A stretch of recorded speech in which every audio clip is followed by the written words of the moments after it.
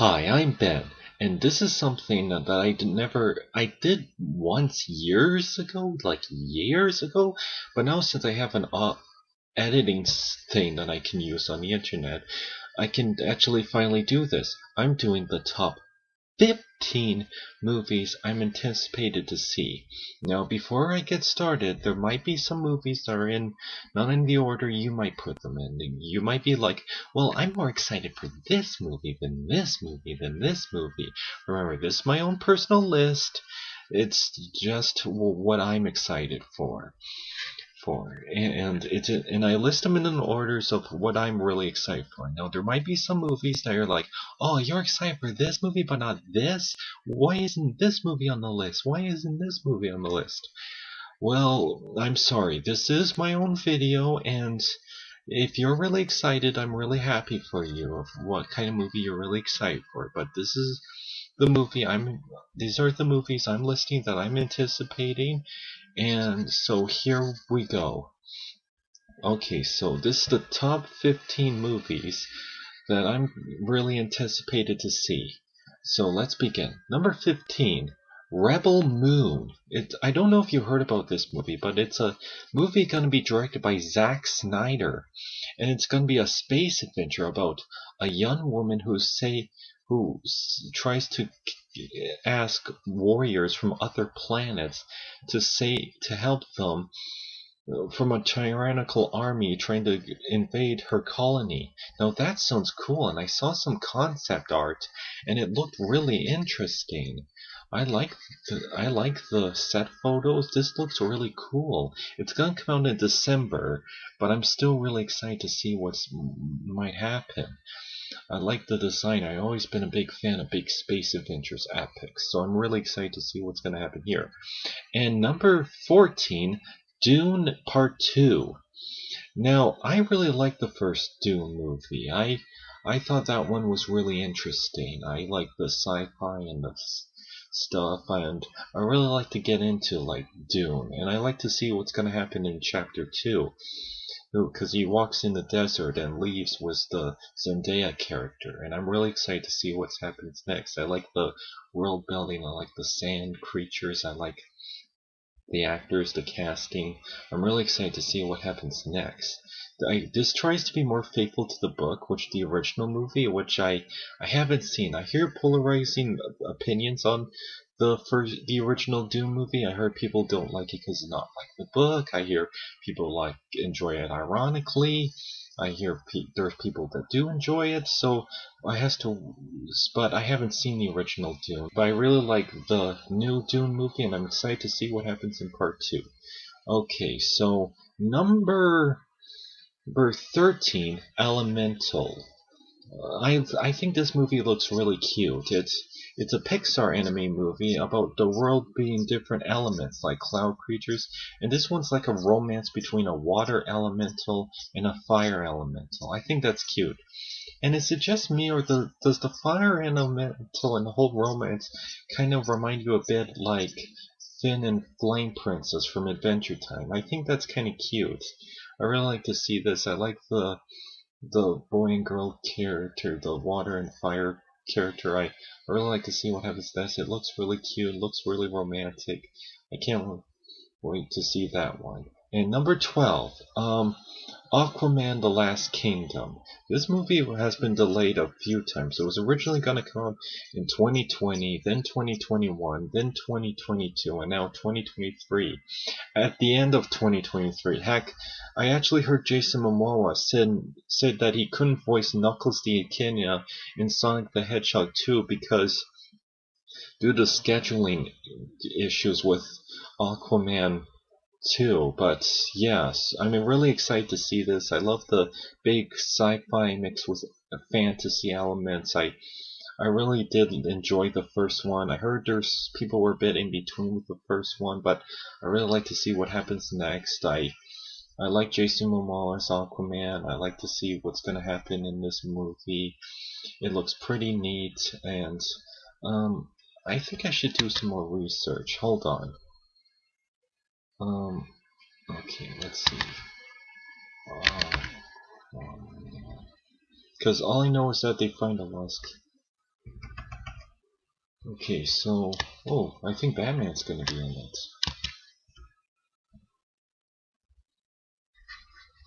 Okay, so Aquaman. Okay, right now it says the plot is unknown, but I'm really excited. And Ben Affleck is gonna reprise the role as Batman. I knew he was gonna do it in The Flash, but yeah, he's gonna do it here. Also, I think Black Manta is gonna be the main villain because he was kind of the villain in the first Aquaman, but Namor was kind of more the villain.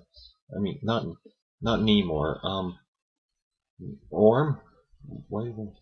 No, Namor is the other guy. Orin, the Ocean Master, was his half brother was kind of the villain in the first one, but here it's gonna be Black Manta, and I think Black Manta is a cool looking villain, so I can't wait to see what's gonna happen there. But with that said, I'm excited to see what's gonna happen in Aquaman: The Lost Kingdom. I wonder what kind of kingdom. I heard they're gonna go for like an underwater secret kingdom. I wonder what's gonna happen there. I'm really excited to see that. And yeah. Okay, so number 11, Transformers: Rise of the Beast. I hear this is mainly a sequel to Bumblebee and has no connection to the other Transformers movies, which maybe is a better direction, but without that information, I wonder if fans would be confused, because in Transformers The Last Night, they say like the planet is Unicron, like in the Transformers Prime series, so I wonder what's going to happen there. But yeah, they're going to try to make it like uh, gonna have it like a mix between like a crossover between like the 80s Transformers designs meets the Beast Wars designs. I have watched the original 80s cartoon like on Teletoon Retro and even Tubi, like I'm watching some episodes on Tubi. I saw a few episodes of Beast Wars on Netflix years ago, but Tubi also has Beast Wars, so I should check that out before I watch the movie. I know the Michael Bay Transformers movies are getting polarizing opinions, but the new one's not going to be directed by Michael Bay. It's going to be directed by the guy who did the Creed movies. So I'm excited to see what's going to happen there. Like Travis Knight directed Bumblebees. I feel like Michael Bay is doing a better job at producing movies than directing movies, like hiring really talented directors to direct movies. I feel like Michael Bay, no offense to him, should still to stick to being a producer. But yeah, it looks pretty interesting. Like Rob Perlman is gonna do the voice for Optimus Primal, and the designs look really cool. I really like to see what's gonna happen next. I wonder what time period it's gonna take place. But with that said, on to the next one. Number 10, Blue Beetle. Blue Beetle's the DC Comics character about a Mexican kid named Jaime Reyes that gets this alien armored suit that fights crime as a superhero. I'm really excited to see this. I don't know if this is going to connect to the DCEU or a newer DC universe or its own thing, but I'm really excited to see what's going to happen. And I love the design of the suit. I love how this looks more faithful, and it's kind of like a mix between like an armored suit and not quite a spandex suit, but something like that, like the comics. I noticed it doesn't have the mouth, because in the comics and the cartoons, he has this mouth thing that moves around. I was first introduced to Blue Beetle in Batman the Brave and the Bold and Young Justice, so I know who this character is. So I got to know more about this character, and I'm really excited to see what's going to happen. And my sister was always a big Blue Beetle fan, and I really like to see what's going to happen in this. And I wonder if, and like I said about the mouth, I wonder if they're going to use CGI to make the mouth move and have it mainly practical. I really hope they do a good job with this. So yeah, I'm excited for Blue Beetle. And number 9, The Marvels. Now I know Captain Marvel has some divisive opinions. Some people thought the movie looked boring or like a Diet Guardians of the Galaxy or Diet Thor Ragnarok, but with that said, I actually really like Captain Marvel. I know some people thought it looked boring or something, but I was always frustrated about reception it got. Like people were judging it before the movie came out. Like people thought, oh no, it's promoting social justice warriors because Brie Larson said this about white males. Okay, as a white male myself, there's bigger problems to complain about. Like, what the heck? Like, no, no, no. Like, no, no. She wasn't being racist. She was just being something else. Like, no, no. Well, with that, and another thing is that they thought she was an overpowered Mary Sue and that she didn't earn her place in the Marvel Universe.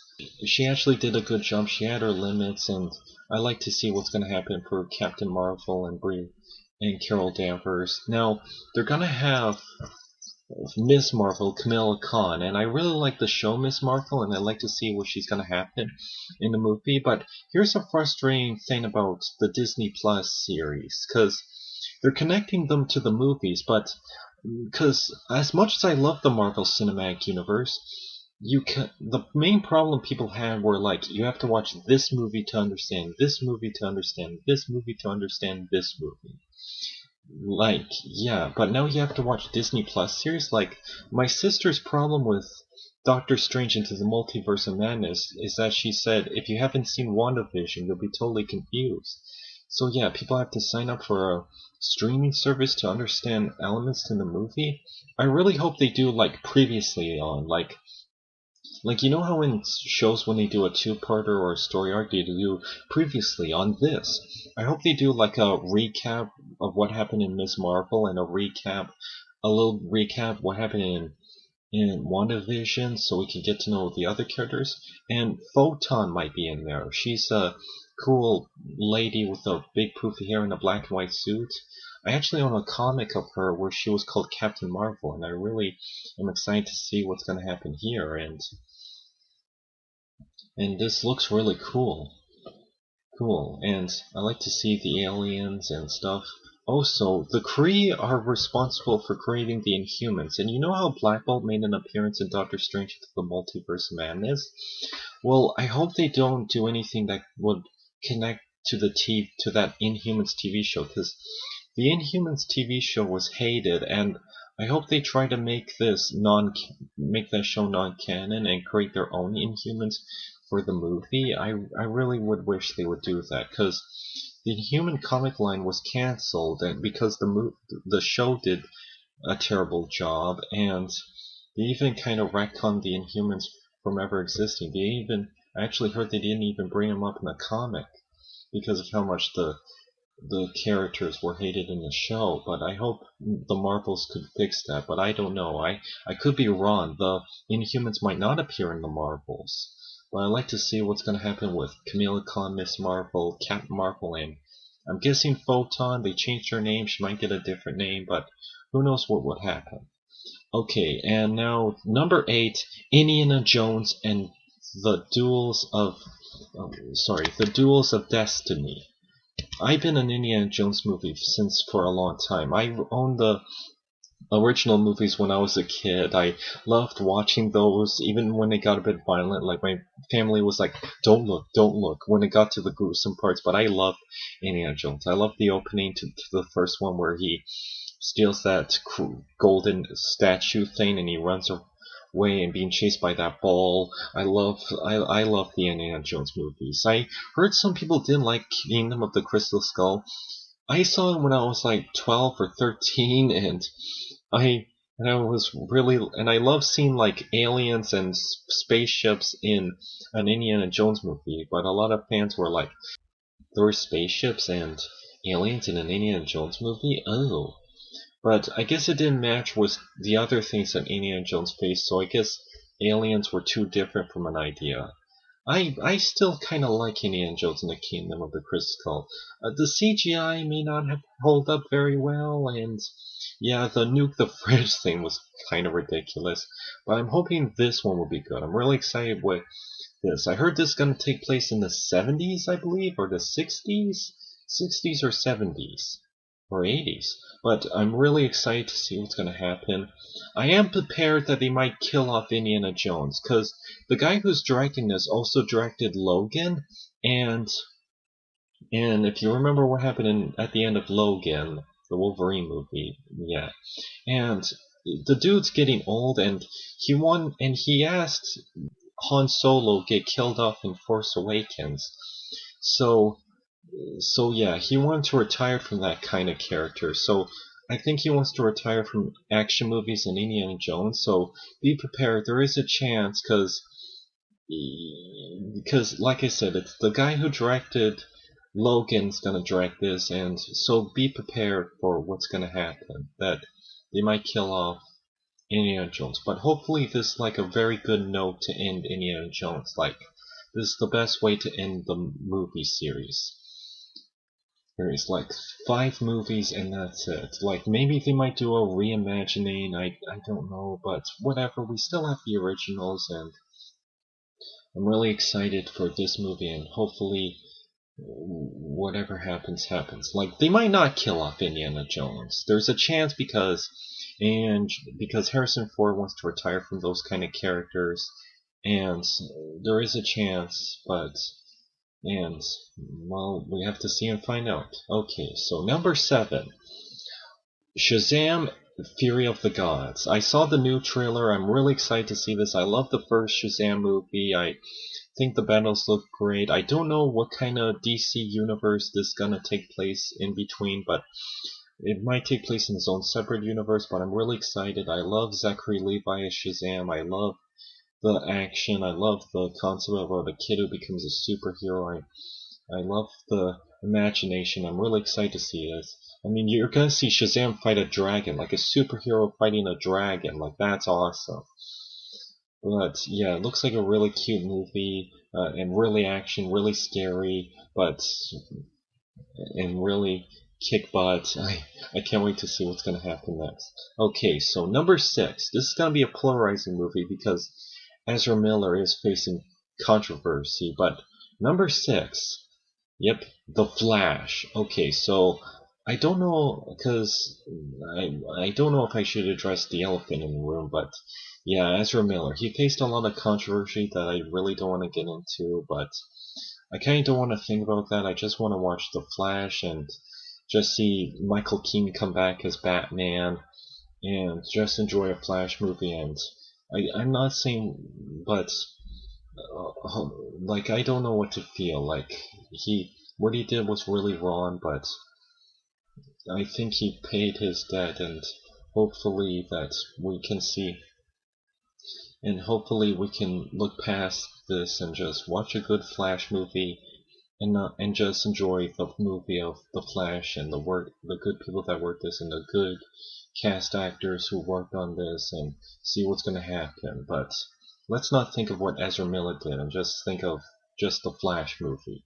I'm really excited to see the Flash. I like the idea of time travel crossing with parallel universes. That's cool, because I always thought, because there's parallel universe crossovers, and then there's time travel, and I really like to see the mix between time travel and parallel universes. Now that's something I never saw before. That because I had ideas like, what if someone time traveled but in a parallel universe? Now that's different. Now that's a unique idea. Like that's something I want to see, and I'm real excited to see Michael Keaton come back as Batman. I hope there's a scene where Ben Affleck's Batman and Michael Keaton Batman interact, even if it's for just one scene, like a good handshake. Oh, sorry, that's my Looney Tunes clock telling me it's 10 o'clock, but what was that said? I'm really excited to see what's gonna happen. I really like the Flash suit in this. I wasn't a fan of the other Flash suit he wore with it was like a black suit but with red paddings on it. I like when it's just a spandex suit with the golden boots. I like to see that. That I'm excited to see. Like I want to see like this new design is like that's the Flash to me. I'm really excited to see what's gonna happen, and I hope this movie's good. I heard they're gonna release the trailer at the Super Bowl, so that's exciting to see. Okay, so number 5, Teenage Mutant Ninja Turtles: Mutants Mayhem. Now this one I'm also really excited. I'm a big Ninja Turtles fan, and I love those cowbunga dudes. The last Ninja Turtle movie was back in 2016 with Out of the Shadows, but because that movie bombed, and I'm not gonna lie, even I didn't saw it, but I wanted to, but Yeah, but Teenage Mutant Ninja Turtles, that movie, the Out of the Shadows one, sadly bombed and wasn't favored by critics or a lot of audience because, like, it tried to be like the source material, but this version of Ninja Turtles didn't sit well with others. So we're getting a new Ninja Turtle movie, animated and produced by Seth Rogen. Yep, Seth Rogen's gonna produce this. I'm gonna give it like a bit of a teenage but mutant craziness. And I heard the same director also directed Mitchell's vs. the Machines, and I really like that movie, and I'd like to see what he's gonna direct here. And another director also directed episodes of that Disney cartoon Amphibia, and I really like Amphibia. And also the director of Mitchell's vs. Machines also did Gravity Falls, and I like to see these talented people who make these episodes and make a movie of Teenage Mutant Ninja Turtles. I like to see what's gonna happen. This looks like a lot of fun. It might be CGI mixed with hand drawing the same way Mitchell's and the Machines did it. I really like to see what's gonna happen in here, and and I'm really glad after all these years of waiting we get a new Ninja Turtles movie because the last one didn't do so well. It bombed, and Michael Bay was going to do a new rebooted version, but then he left, and then Seth Rogen came in. It's like, we got it. And then they decided to make an animated movie. The last animated movie was back in 2007. So we're going to finally see a new one in theaters, a new animated one, probably having its own unique twist on it. But I wonder who's going to be the villains, because it says Mutant Mayhem. Maybe Bebop and Rocksteady are going to be in it, or Crane, or Utroms. Like, I wonder what's going to happen. I'm really excited. Oh, and the concept art, I don't know if they'll take it down by showing these concept art, but there's a little concept art of what they look like, and the logo looks really cool, and I'm really excited to see what's going to happen. But with that said, I'm really excited, and now, number 4, Guardians of the Galaxy Volume 3. I love the first 2 Guardians of the Galaxy movie. I'm sad what happened to Gamora in Avengers Infinity War. I don't know if the Gamora they show in the trailers is from a flashback or from that other timeline in Avengers Endgame, so what's gonna happen? But I like the alien worlds, and I heard this broke the world record for having the most makeup, similar to how the live-action Grinch had the most makeup. But I'm really excited to see all the creatures and aliens and the villains. And I heard the villain's gonna be the High Evolutionary. It's played by that guy who's in that Peacemaker show. He looks alright, and the costume design looks pretty neat, but doesn't he have like a metal face? Because when I saw him, what he looked like at a Comic-Con convention, I thought it looked unfinished, but I thought, is he gonna have that metal face like in the comics? Well, I hope he does, and well, as I said, I'm really excited to see. I heard it might be like a darker turn, or like this might be the last Guardians of the Galaxy movie because James Gunn's gonna move on to DC, to help DC movies with Warner Brothers. So I'm excited to see what's gonna happen, but I'm gonna miss those Guardians of the Galaxy. Ah, ah, ah, ah. What gonna feel? Da, da, da. Okay, so number 3, Ant-Man and the Wasp: Quantumania. Okay, I saw the trailer. This looks like one of those old science fiction movies about going to another world, and with a modern update. Like, this looks awesome. Like we've seen them do heist and take place in San Francisco, but this is taking place in another world. Like, that looks pretty cool. And MODOK's gonna be the villain. Like, he's been a villain that Marvel wanted to put in. I knew who MODOK was years ago, like from Superhero Squad, Avengers, Earth Mightiest Heroes, Avengers Assemble, that old Iron Man cartoon from the 90s. I'm really excited to see what they're gonna do with MODOK. I heard he's gonna. I won't reveal any spoilers if you don't know, but I seen 2 designs. Like, he's gonna have a metal face and a normal face, but well, as normal as MODOK. But I can't wait to see what they're gonna do with this. Now the villain is Kang the Conqueror. Yeah, and similar to how how Loki was an Avengers level threat villain, and he was the villain in the Avengers, but he first made his debut in a Thor movie to get to know his character. They're gonna do something similar to this, they're gonna get to know Kane the Conqueror in this movie, and I hope he's a great villain, because Marvel's movies, as you can all know, are usually hit or miss, and this is like an Avengers level villain, and they're building this character up. Like, he has to be good on the first try. Like, I really want this villain to be good. I first got introduced to this villain from the 2010 cartoon Avengers Earth's Mightiest Heroes, and that one was one of my favorite versions of King the Conqueror, and I got to know him more in other sources and read a few comics and even even played him in in Lego Marvel Superheroes 2, and he was a pretty neat villain. But yeah, I can't wait to see what he's gonna do here. He looks pretty cool. I like his design. I hope he's really good, and the casting's really good, and yeah, like I said, similar to Thor, like how we got to know Loki, like similar to Loki, how he made his first debut in a Thor movie and then build him up as an Avengers villain.